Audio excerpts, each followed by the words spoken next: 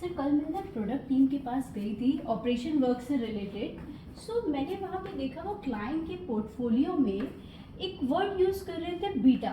I thought मैं आपसे समझूंगी कि म्यूचुअल फंड में बीटा क्या होता है सर। Okay.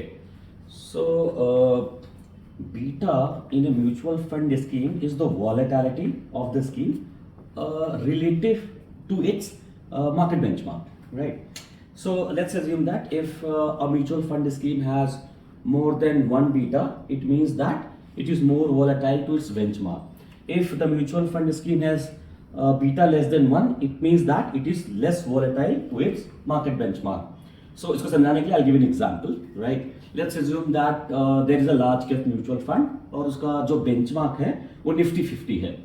So अगर at any given scenario ले लेते हैं कि एक साल में अगर निफ्टी हमारा निफ्टी 1% नीचे गया और उस म्यूचुअल फंड का जो NAV है वो 0.8% नीचे गया, इट मीन्स दैट उस म्यूचुअल फंड का जो बीटा है वो लेस देन 1 है, राइट? सो लेस वॉलेटाइल है. सिमिलरली अगर एक म्यूचुअल फंड स्कीम है जहां पे निफ्टी 50 1% ऊपर गया है और वो म्यूचुअल फंड का रिटर्न 1.2% ऊपर गया, इट मीन्स दैट उसका जो बीटा है वो मोर देन 1 है.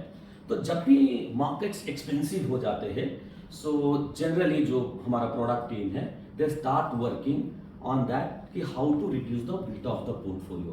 So by reducing the beta of the overall portfolio, we try giving a cushion to the portfolio कि अगर volatility आ रही है, expensive valuations है, तो उनका portfolio, clients का portfolio कम impact हो.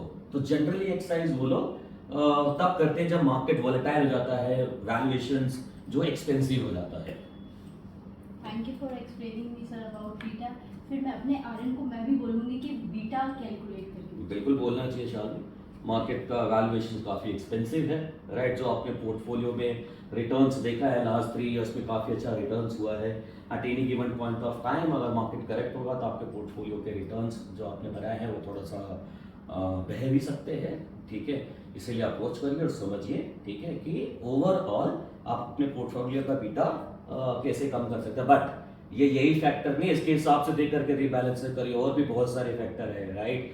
कहीं एग्जिट लोड तो नहीं लग रहा है, शॉर्ट टर्म कैपिटल गेन तो नहीं आ रहा है, लॉन्ग टर्म कैपिटल गेन कितना आ रहा है, टैक्स रेशियो क्या आ रहा है पूरे पोर्टफोलियो के वॉल्यूम के कंपैरिजन में, राइट? सो और बहुत सारे फैक्टर्स एनालाइज करके, ठीक है, एक पोर्टफोलियो को रिस्ट्रक्चर रिबैलेंस किया जाता है, right? Thank you so much. Most welcome.